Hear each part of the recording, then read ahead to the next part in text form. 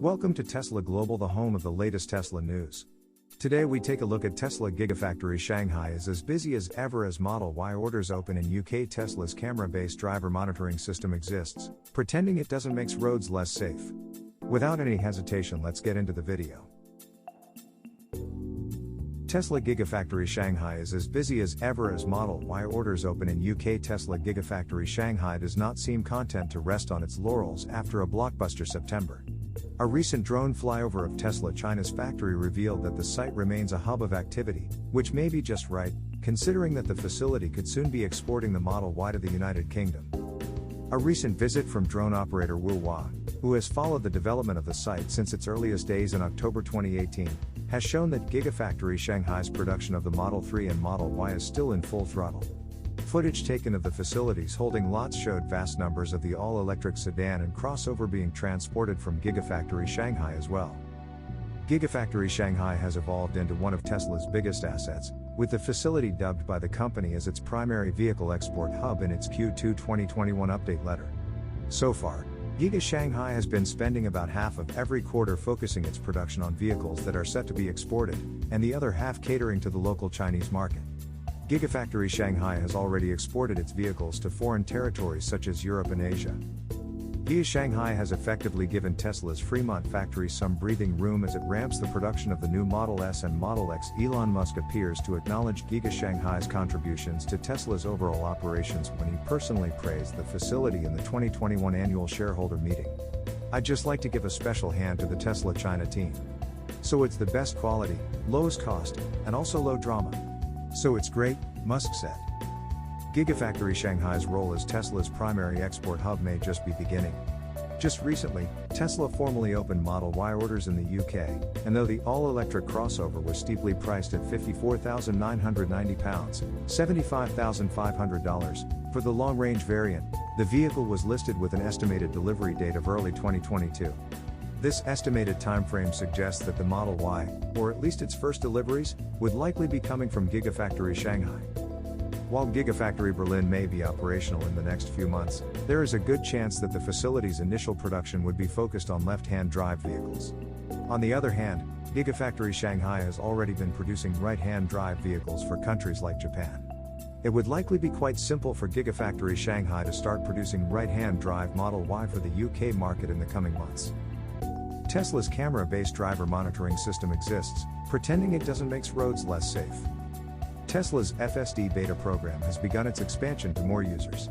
And while the system is only being distributed today to drivers with a perfect safety score, the advanced driver assist system is expected to be released to users with a rating of 99 and below in the near future. True to form, with the expansion of FSD beta also came the predictable wave of complaints and pearl clutching from critics, some of whom still refuse to acknowledge that Tesla is now utilizing its vehicles in-cabin camera to bolster its driver monitoring systems. Just recently, the NHTSA sent a letter to Tesla asking for an explanation why the company rolled out some improvements to autopilot without issuing a safety recall. According to the NHTSA, Tesla should have filed for a recall notice if the company found a safety defect on its vehicles. What was missed by the NHTSA was that the autopilot update, which enabled the company's vehicles to slow down and alert their drivers when an emergency vehicle is detected, was done as a proactive measure, not as a response to a defect. Weighing in on the issue, Consumer Reports argued that ultimately, over-the-air software updates do not really address the main weakness of Tesla's, which is driver monitoring.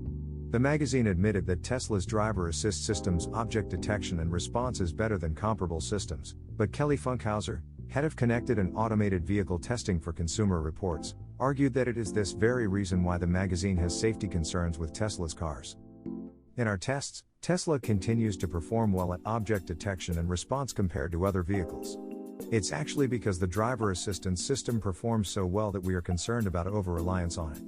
The most important change Tesla needs to make is to add safeguards, such as an effective direct driver monitoring system, to ensure the driver is aware of their surroundings and able to take over in these types of scenarios, Funkhauser said. Jake Fisher, Senior Director of Consumer Reports Auto Test Center, also shared his own take on the issue, particularly around some autopilot crashes involving stationary emergency vehicles on the side of the road. CR's position is that crashes like these can be avoided if there's an effective driver monitoring system, and that's the underlying problem here, Fisher said. adding that over-the-air software updates are typically not sent to address defects.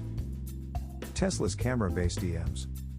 Funkhauser and Fisher's reference to direct driver monitoring systems is interesting because the exact feature has been steadily rolling out to Tesla's vehicles over the past months. It is quite strange that Consumer Reports seems unaware about this, considering that the magazine has Teslas in its fleet. Tesla, after all, has been rolling out its camera-based driver monitoring system to its fleet since late May 2021. A rollout of the camera-based system to radar-equipped vehicles was done in the previous quarter. Tesla's release notes for its camera-based driver monitoring function describes how the function works. The cabin camera above your rearview mirror can now detect and alert driver inattentiveness while autopilot is engaged. Camera data does not leave the car itself, which means the system cannot save or transmit information unless data sharing is enabled, Tesla noted in its release notes. What is interesting is that Consumer Reports' Jake Fisher was made aware of the function when it launched last May.